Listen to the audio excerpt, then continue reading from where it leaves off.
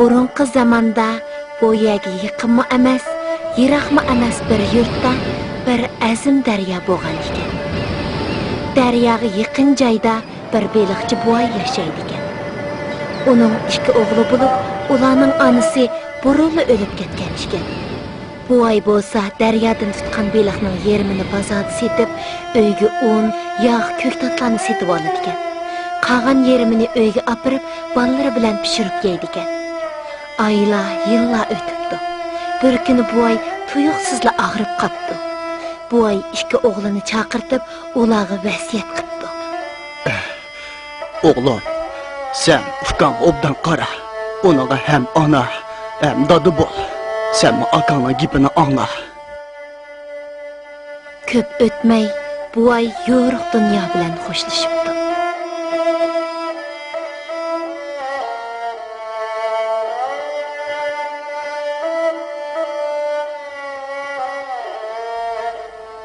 O'g'illar yig'lab qaqshab yurib, dadasini yerlikka qo'yib bo'lgandan keyin daryoga beliq tutqilib beribdi.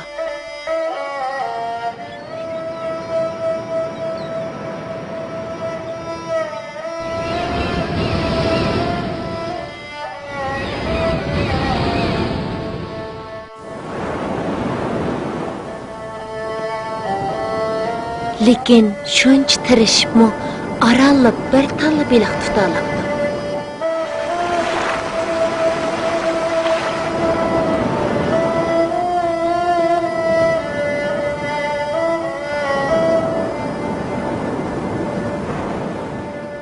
Balalar uyga qaytib, bu beliqni pishirib yeyishga o'ltiribdi.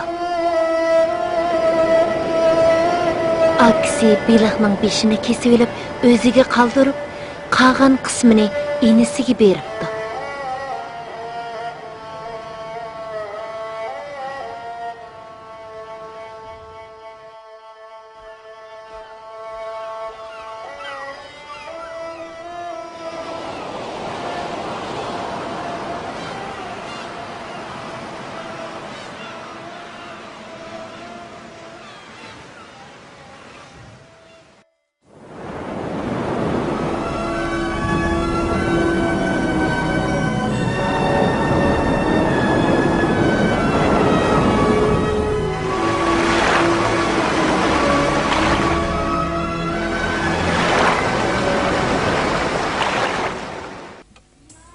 Kunlar shu tariqada o'tibdi. Bir kuni ukisining qo'sig'iga jin kiribdi. Oqqam nemishqa beliqning beshini o'zi yeydigandi. Buningda cho'qim bir gap bor. Xap, men cho'qim uni yo'qitib, beliqning beshini o'zim yeyman. Atsi ular odati bo'yicha daryoga beliq tutqili chiqibdi. Ular burunqideklar bir talla beliq tuta olibdi. Aksi narsalarni yig'ishtirib uyga qaytishga tamshilganida Aka, o yerga qarag'ina, ajoyib bir beliq ko'rinyapti-da.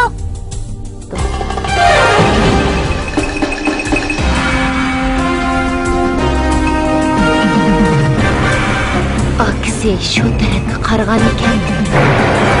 Aksini urib daryoga tushirib yetibdi.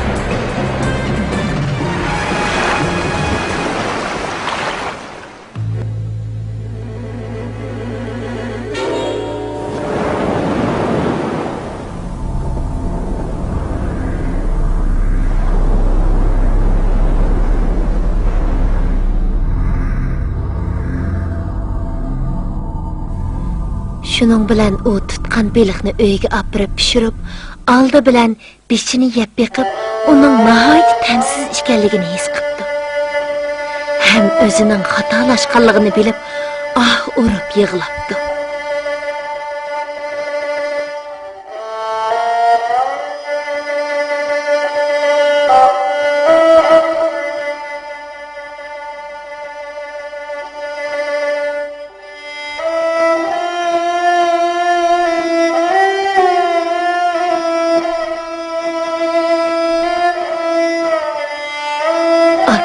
Yaxshiliklarni o'ylab, har qancha pushaymon qismi o'rniga kelmabdi.